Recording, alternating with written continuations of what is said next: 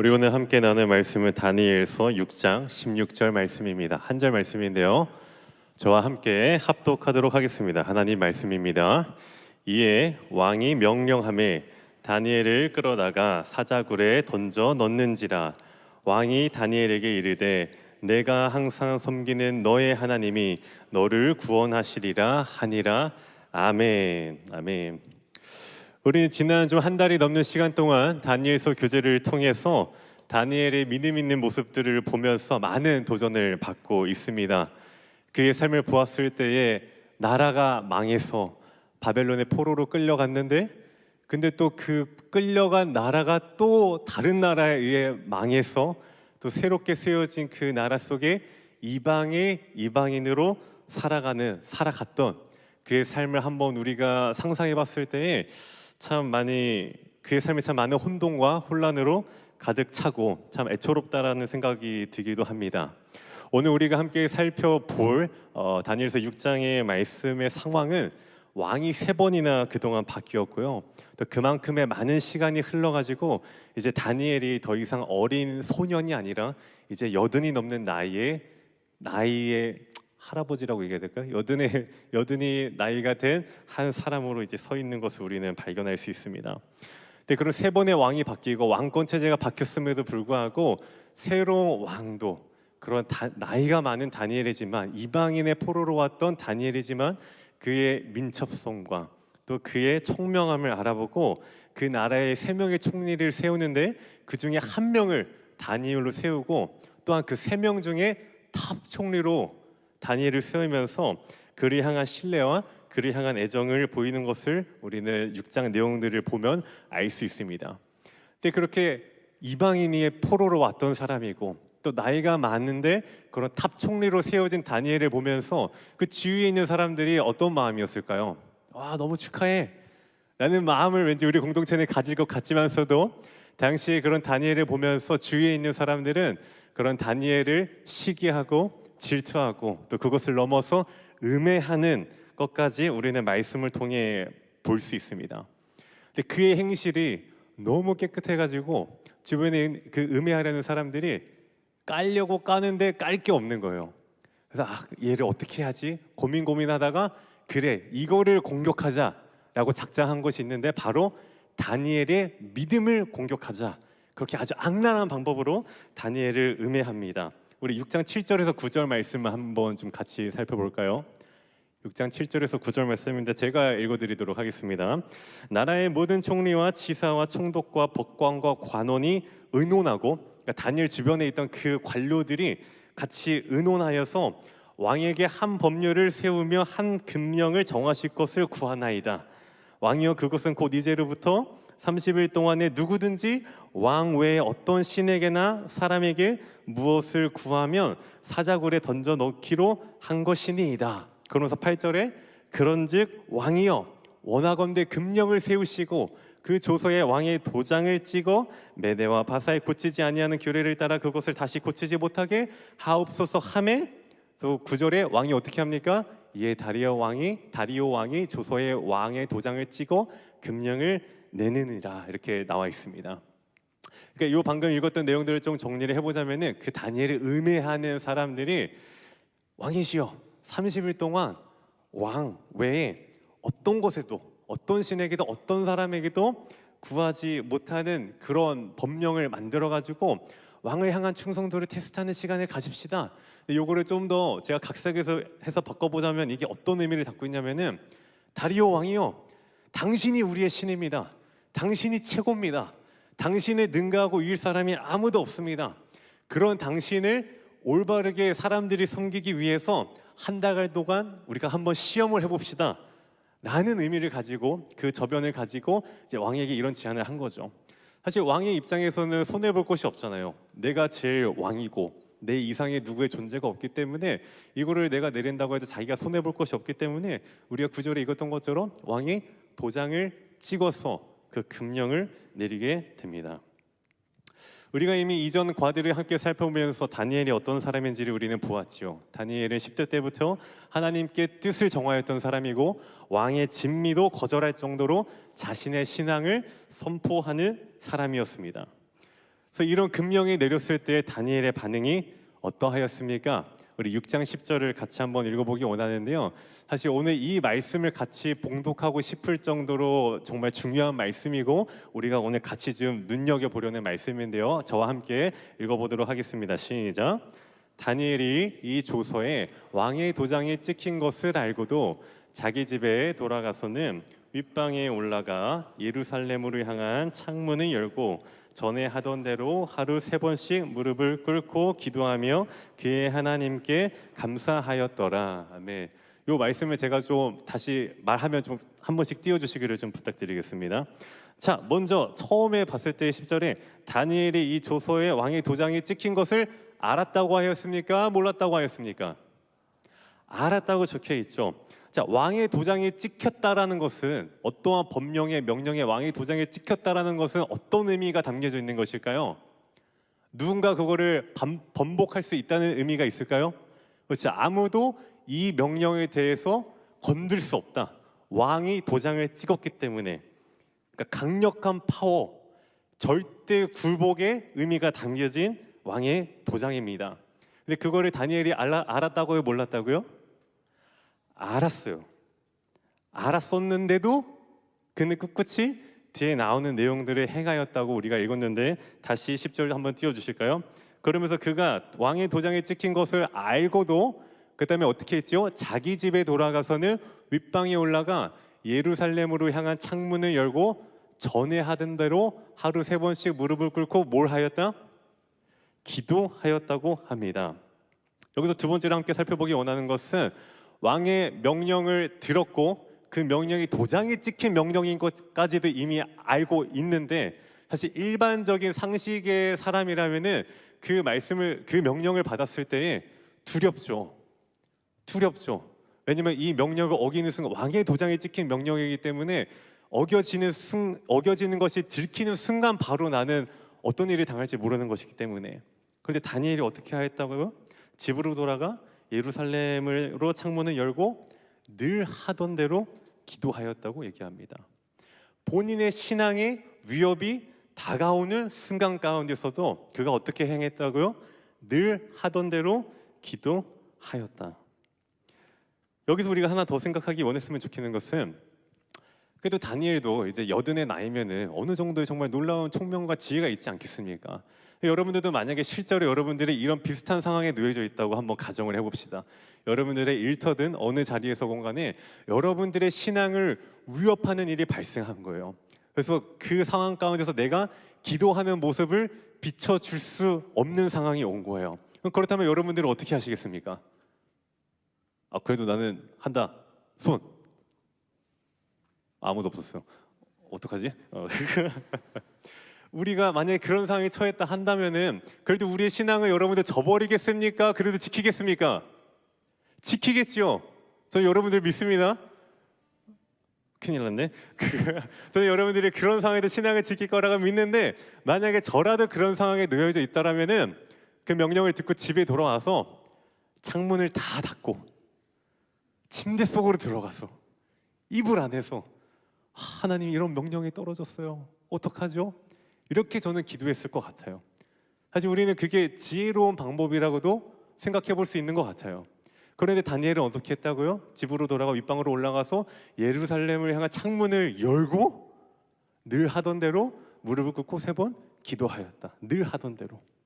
그러니까 이게 무슨 말이냐면은 어떠한 신앙의 위협과 어려움이 찾아올 때더라도 그것에 흔들리지 않고 늘 하던 대로 하나님 앞에 기도하고 신앙의 타협 없이 세상과 타협하지 않고 하나님을 바라보며 나아간 다니엘을 우리는 20절을 통해 볼 수 있습니다. 그럼 세 번째로 우리가 무엇을 발견할 수 있냐? 10절 다시 한번 보여주실까요? 자, 창문을 열고 전에 하던 대로 3번씩 무릎을 꿇고 기도하며 그의 하나님께 어떻게 하였다고 나와 있죠? 감사하였더라. 그는 왕의 도장에 찍힌 것을 알고도 기도하였고 그는 자신이 들키면 안 되는 것을 알면서도 늘 하던 대로 타협 없이 하나님 앞에 기도하였고 근데 어떻게 기도하였다? 하나님께 감사하였더라. 그는 감사하며 하나님 앞에 기도하였습니다. 여러분들 제가 앞서 정리해드린 다니엘의 그 상황들을 들었을 때 지금 다니엘이 감사할 수 있는 상황입니까? 지금 여러분들 주변에 있는 사람들이 여러분들을 음해하려고 하는데, 이거는 음해를 넘어서 죽이려고 하는데 감사할 수 있습니까? 하나님한테 하나님 얘가 나 죽인대요. 감사합니다. 저 그래도 하나님 믿겠습니다. 우리 감사 기도할 수 있겠습니까? 이거는 보통 쉬운 일이 아니지요. 근데 이런 다니엘의 우리가 모습을 보면서 그가 어떻게 지난 삶 동안 믿음 있는 자의 삶을 살아갈 수 있는지를 우리는 정리해 볼 수 있습니다. 세상과 타협 없이 늘 신실히 하나님만 의존하여 어떤 가운데서도 감사함으로 하나님께 기도하는 그의 인생이 지금까지 그가 믿음으로 살아왔던 비결임을 우리는 볼 수 있습니다. 다니엘은 기도하는 사람이었습니다. 어떠한 타협 없이 완전히 하나님만을 의존하며 살았던 사람입니다. 우리가 잘 알죠. 근데 우리가 이미 들었던 것 같이 다니엘이 어렸을 때에 풀무불에 들어갔지만 하나님께서 구해주셨잖아요. 참 놀라운 이야기지요. 근데 여러분들 풀무불에 한번 들어가 봤다고 사자굴 또 들어가면 되지, 그런 마음이 우리가 생길 수 있을까요? 내가 풀무불에서도 내가 살아나 봤는데 사자굴도 한번 들어가 보지 라는 생각과 마음이 들 수 있을까요? 만약 여러분들 그래도 그럴 수 있지 않을까? 그런 경험을 해봤다면 반문해보고 싶은 게, 우리 모두 다 전적인 하나님의 은혜로 우리의 고통과 고난과 슬픔과 애통함을 우리 주님께서 다 씻겨주시고 우리를 사망에서 생명으로 건져내 주셔서 우리가 이 자리에 있는데, 여러분들 오늘의 우리 가운데 찾아오는 신앙적 어려움에 있어서 여러분들 하나의 두려움도 없으십니까? 그래도 내가 은혜 받았으니까, 내가 구원 받았으니까 저는 두렵지 않아요. 저는 오늘도 힘차게 주님 나아갈 수 있습니다. 우리 그렇게 매일 살아갈 수 있습니까? 왜 우리는 그렇게 하지 못할까요? 왜 우리는 그런 삶을, 믿음 있는 삶을 살아가는 것이 어려울까요? 여러분, 우리가 흔히 기도를 영혼의 무엇이라고 표현하는지 아시는 분? 호흡, 박예빈 고맙습니다. 딱 보였어요. 영혼의 호흡이라고 우리가 얘기합니다. 그러니까 아무리 우리 주변에 우리 청년들 중에 건장한 형제들이 막 헬스장 가서 막 300kg를 들고 막 한다 할지라도 호흡하지 않으면 살 수가 있습니까? 살 수가 없지요. 호흡이라는 것은 우리가 살아있기에 절대적으로 필요한 요소입니다. 근데 우리는 흔히 기도를 영혼의 호흡이라고 말합니다. 그 말은 즉슨 우리의 영혼이 살기 위해서는 기도해야 한다는 거예요. 근데 나 기도하지 않는데 저 여기 살아있는데요? 자기 자신을 잘 이제 점검해봐야 돼요. 우리가 호흡할 때에 내가 필요할 때만, 내가 하고 싶을 때만 그냥 시간 나면 호흡하는 사람이 있습니까? 아니죠.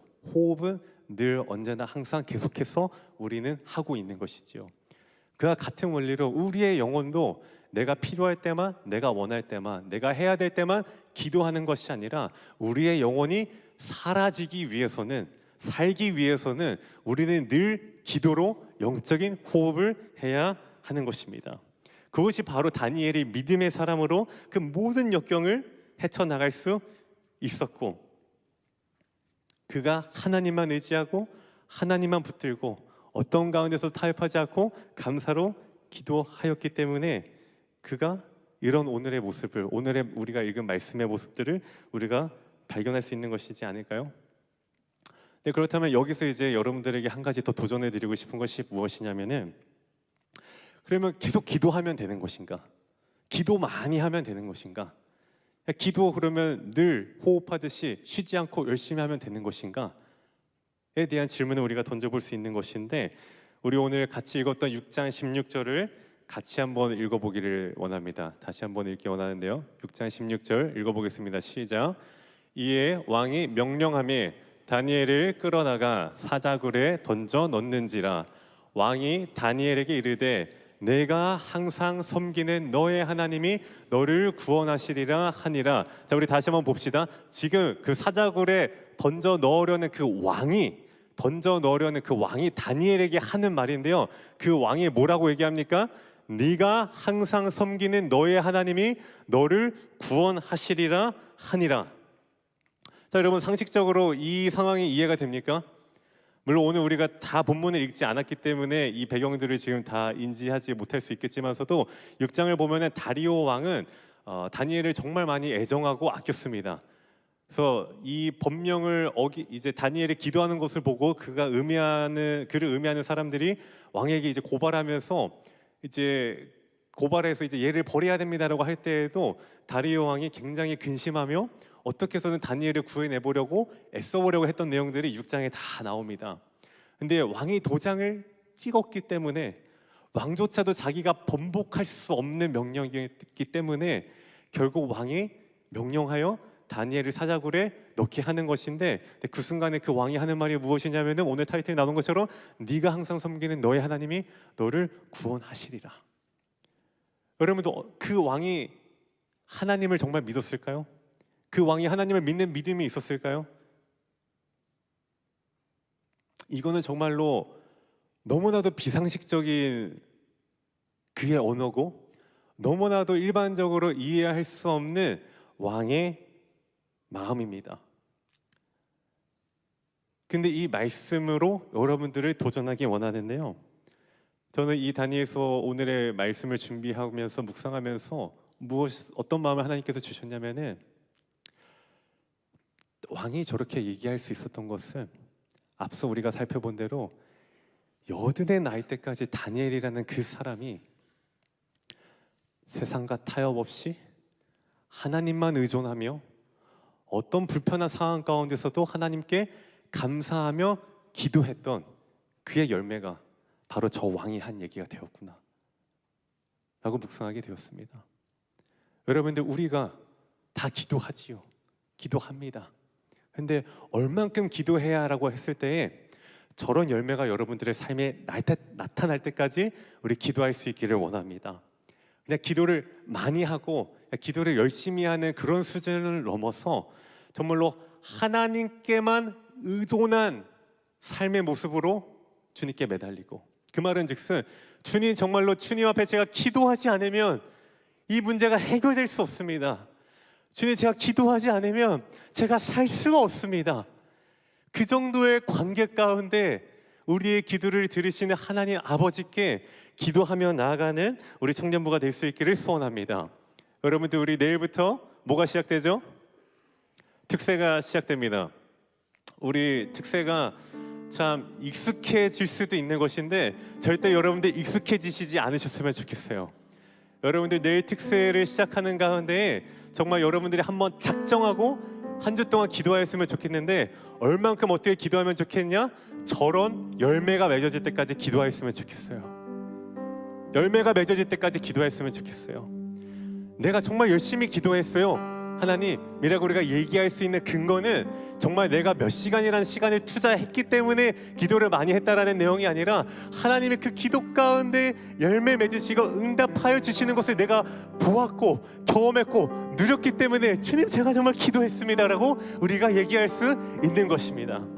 여러분들, 이번 한 주 동안에 정말로 얼마든지 기도할 수 있는 특권과 환경과 상황을 우리 하나님께서 사랑의 교회가, 사랑의 교회 청년부에게 허락하여 주셨습니다.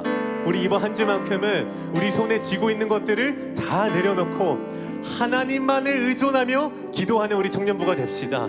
하나님만을 붙들고 나아가는 우리 청년부가 됩시다. 내가 생각하고 내가 기대하고 내가 바라고 이렇게 해야 될 것 같은 플랜들이 있다 할지라도 그런 거 다 쓰레기통에 버려버리고 정말로 하나님 나의 기도 가운데에 응답하여 주시고 그 열매를 바라볼 수 있는 은혜를 베풀어 주옵소서. 나의 나는 것보다 하나님의 하나님 되심이 더욱 소중하고 그것이 중요하고 그것이 우리 삶에 꼭 붙잡아야 할 요소임을 내가 믿고 기도하오니 하나님 역사하여 주옵소서. 하나님 나를 붙들어 주옵소서.